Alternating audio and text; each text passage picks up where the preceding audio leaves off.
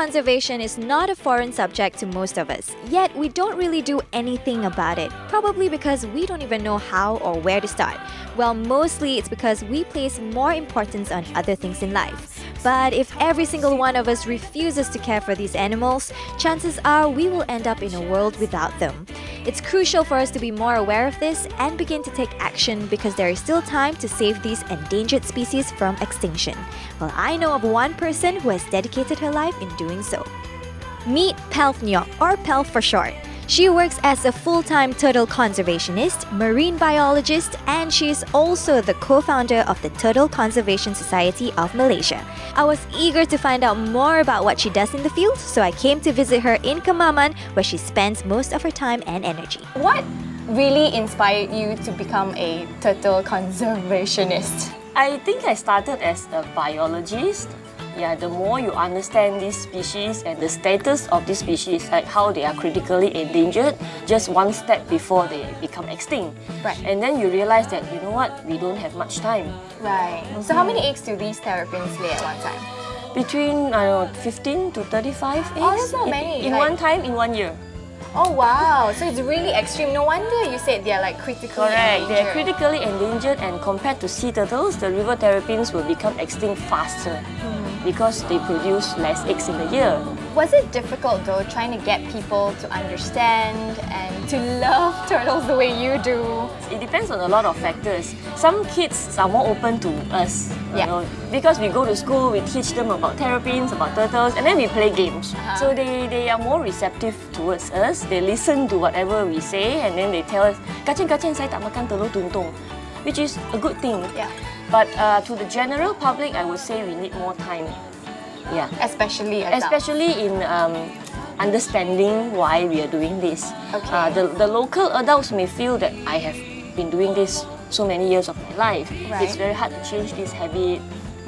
So in this case, I also understand. You cannot just ask people to stop eating turtle eggs and pop, they stop eating turtle eggs. Because you come here like annually, right? And it's been annually. 3 years now? Three and a half years. 3.5 years. How has the work been in Kemaman so far?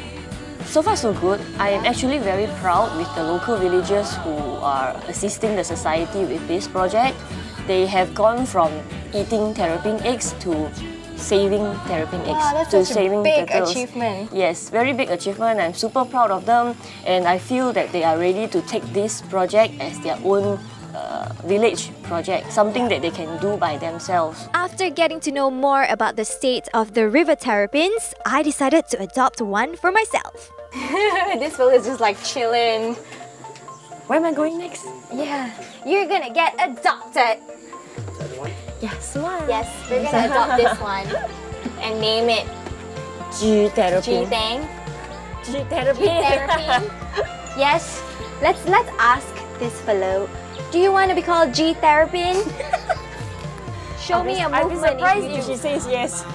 She blinked. Yes, yes. That's a yes. It's clearly not camera shy because it's posing for you. It's posing for the camera. Yeah, I'm fabulous. I'm fabulous. Now, as mentioned by Pelf, you don't get to bring these little guys home. This is more of a symbolic adoption. Each river terrapin costs 30 ringgit and you will be furnished with a personalized certificate of adoption. The money will be used to carry out river terrapin conservation projects in the future. And honestly, we weren't entirely sure of its gender, but let's just pretend it's a girl. This is your naming process. I'ma name you G because you're gangsta. You a girl. Gangsta girl. G. G-Thang. Pelf was kind enough to show me the Society's River Terrapin Hatchling Incubation Area located in Kampung Pasir Gajah, about 20 minutes from Kemaman town. Later on, it would just be to help those that are weak or to just clear the incubation plot. Okay, the ones that cannot of crawl rotten out eggs. on their own. Yeah, so today we will do 20. Okay, let's go. So what's the purpose netting. of putting this?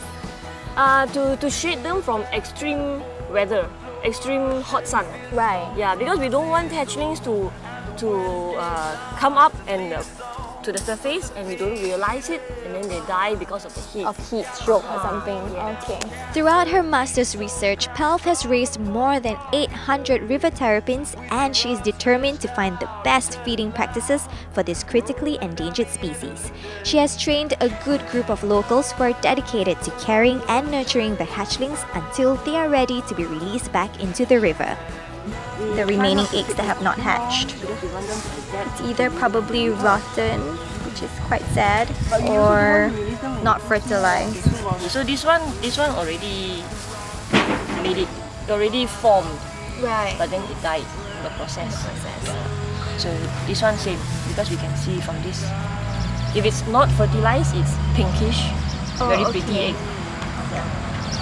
Because there was no development if there's no fertilization. Right. This one sudah jadi, but mati. You see already got jawbone. When the hatchlings are collected, they will be measured for record keeping and marked for identification purposes. Upon emergence, some river terrapin hatchlings are released immediately, while the others are raised for approximately 6 to 10 months before being released into the respective rivers. Fingers crossed that all of them would make it out there. Next on G-Thang. We're here at Monica Bay and we're gonna release this little fella.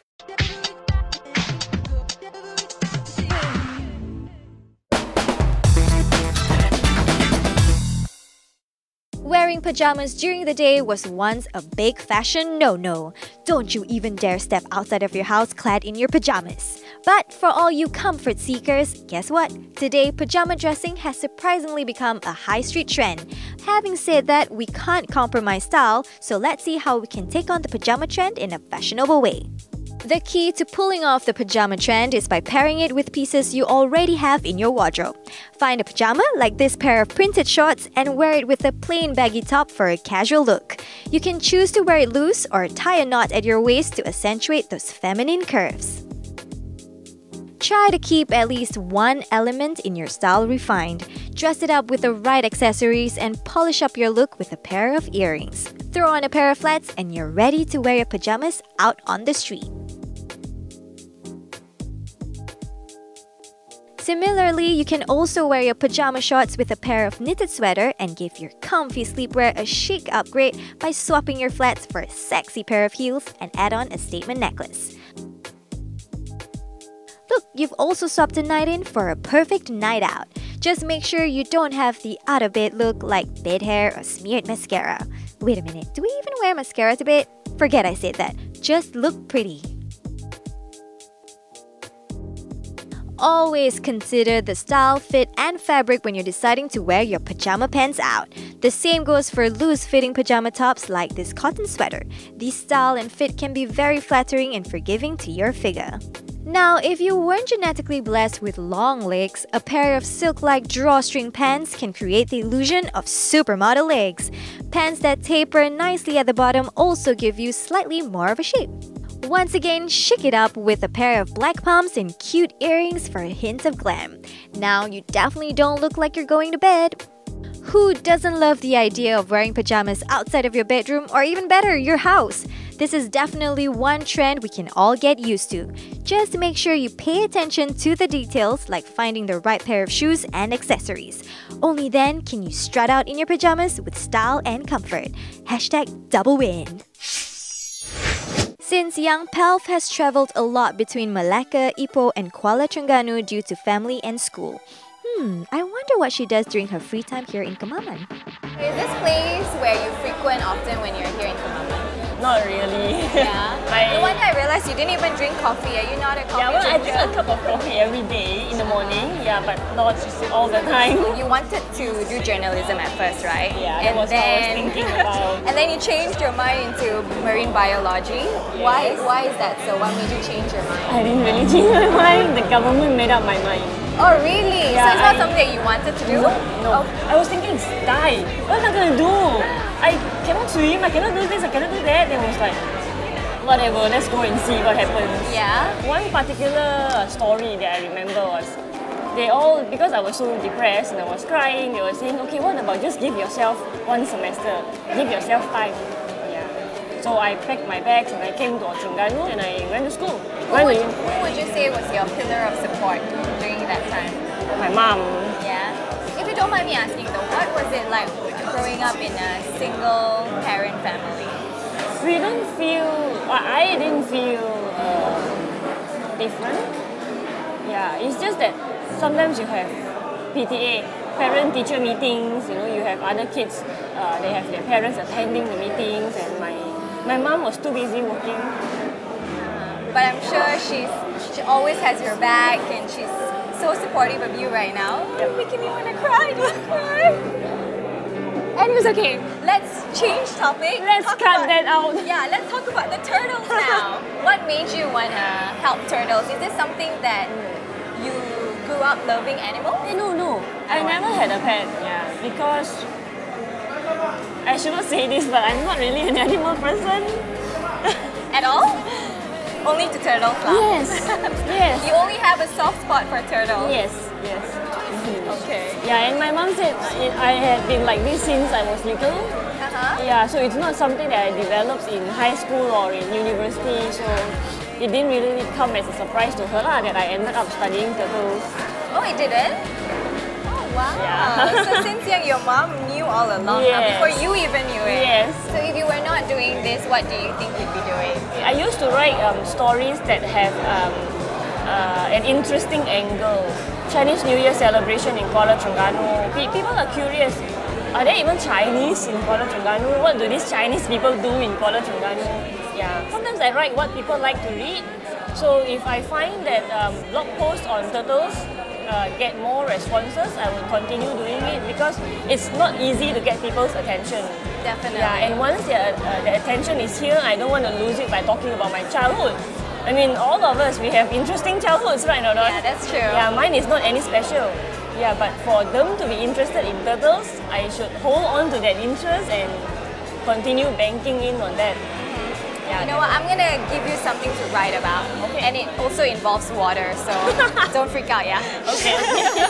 But before I take Pelf on that water adventure, since it's my last night in Kemaman, Pelf took me for a rare opportunity to catch sea turtles laying eggs. We're here at Monica Bay and we're waiting for the turtles to come up on shore to lay their eggs. I'm so excited because I've never seen it before. So what do I need to know? We encourage people to watch turtles and observe turtle watching rules. You don't fire flash when you want to take photos. Like this light right here, we won't be able to shine it. This is too much. Yeah. The rangers will shine torchlight, so you will be able to see the eggs dropping. We try to go in smaller groups because we don't want to disturb the sea turtle laying eggs. But usually how many turtles will come? Or is it just one? There will be many because it's now the peak testing season.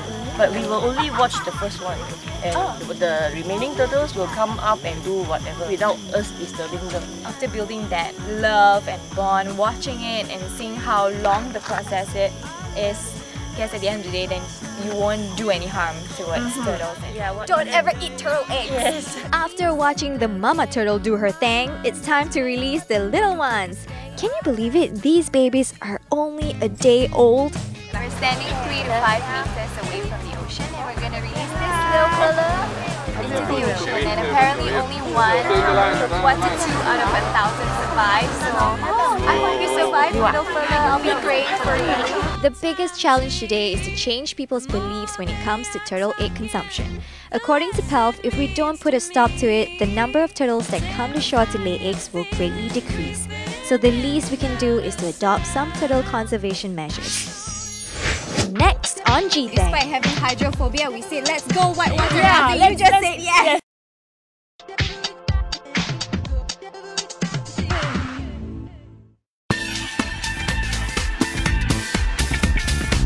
The idea of rocking bright colored makeup may be a little jarring for some of us. Most of the time, it's not because we find it ugly. We merely don't have the guts to experiment with the colors of the rainbow, or we simply don't know how to do it right.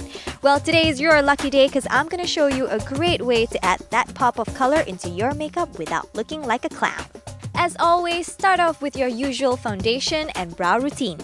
Then, rim your top and bottom lash line with a blue pencil eyeliner, extending the line at the end. Personally, I think blue is the best color to start off with because it looks good on everyone, especially those with brown eyes. Next, set the blue eyeliner with an eyeshadow of the same color to make it last longer.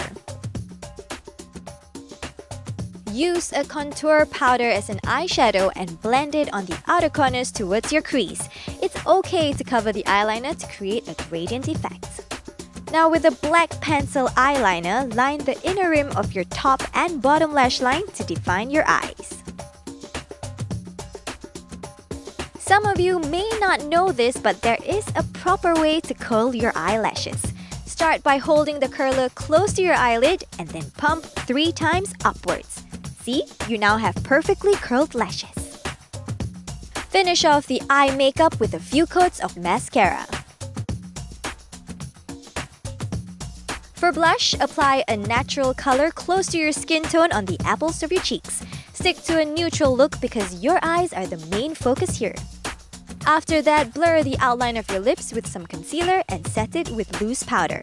This makes it easier for you to alter the shape of your lips. Finally, draw the outline and fill in your entire lip with a plum color. You can also top it off with a darker burgundy shade for strong statement lips. Yep, the eyes are just gonna have to share the attention. And that's all you need to do to attempt colors outside of the usual shades in your makeup. I've chosen blue because it's my favorite color, but if you're feeling a bit more daring and you have a favorite color of your own, go ahead and try it. After all, makeup is about trial and error. Plus, there's no harm in adding a little bit of fun.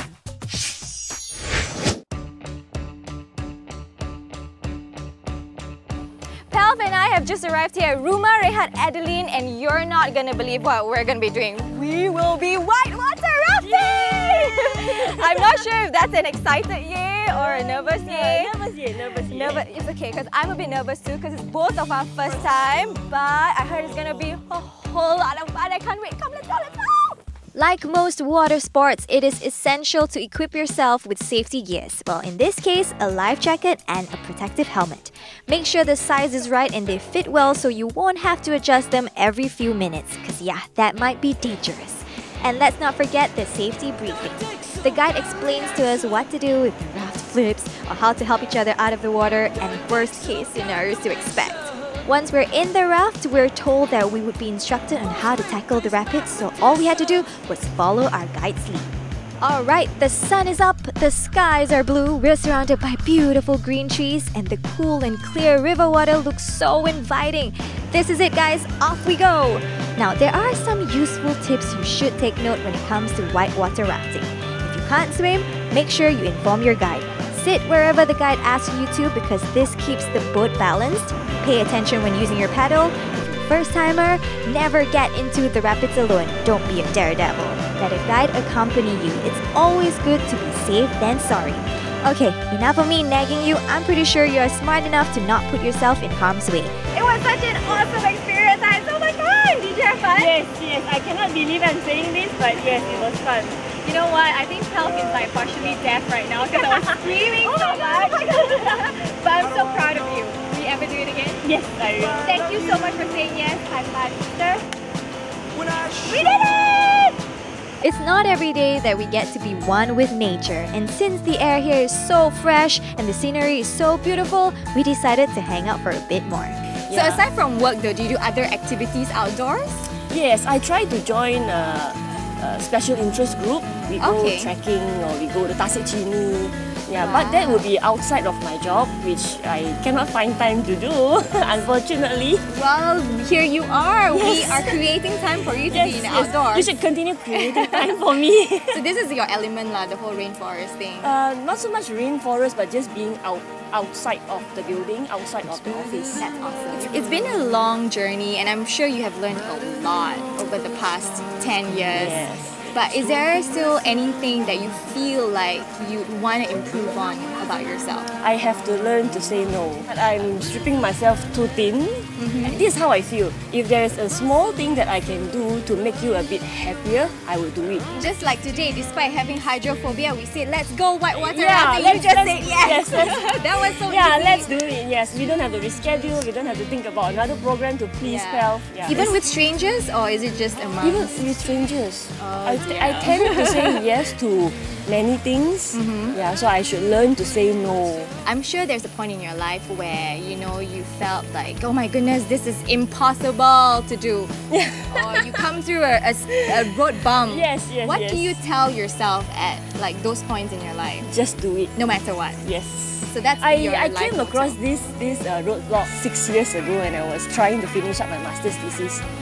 It was just bang, and I just knocked my head on the wall. And then I felt like, you know what, I'm never going to do this. But then I told myself, just do it. And it got done. The thing is, I'm right now looking at another roadblock. So right now I need to write my PhD thesis. Okay. I'm going to tell myself, just do it. So you're the kind of person who pushes yourself, like you're self-motivated and you're very self-driven, huh? Self-driven, motivated by people around me. What kind of person do you want to be remembered as? I want to be remembered as somebody who puts other people first. Of course, I appreciate it if you remember me as the turtle girl or the turtle woman. I don't mind it. Yeah, but at the end of the day, I want to be remembered as somebody who makes other people feel good about themselves. And I'm pretty sure you're on your way to achieving that. I believe that you have found your passion in life. But there are a lot of people out there who still soul searching and may not know what they want to do in life. What would your advice be to the girls out there? I would say just do it. Take your time, volunteer your time, help other people, whatever it is, just do it. If you find that you love something, good. If you find that you don't love it, even better. So that you don't spend your time doing something you don't really love. Yeah, so there's really no wrong in trying things. Life is a learning curve. We're constantly thrown into situations we might not be familiar with, but that's no reason for us to sit around, mope, and complain to no end. Sure enough, we may not have the answers to everything in life, and in times of uncertainties, doubts and fears are inevitable. But what's life without challenges? Take Pel for instance. She faced what life threw at her with courage and took a leap of faith when she landed in marine biology. And in the midst of it all, found her true passion in life and accomplished so much today. Dare I say, everything happens for a reason. And as the saying goes, when life gives you lemon, make lemonade. But when life gives you a turtle or river terrapin egg, don't eat it. Pel and her team are doing so much to save them. Don't let their efforts go to waste. Next week on G-Thang Year 2. Any short film, as long as the script is awesome and I trust that the direction is going to be good, I definitely will go for it.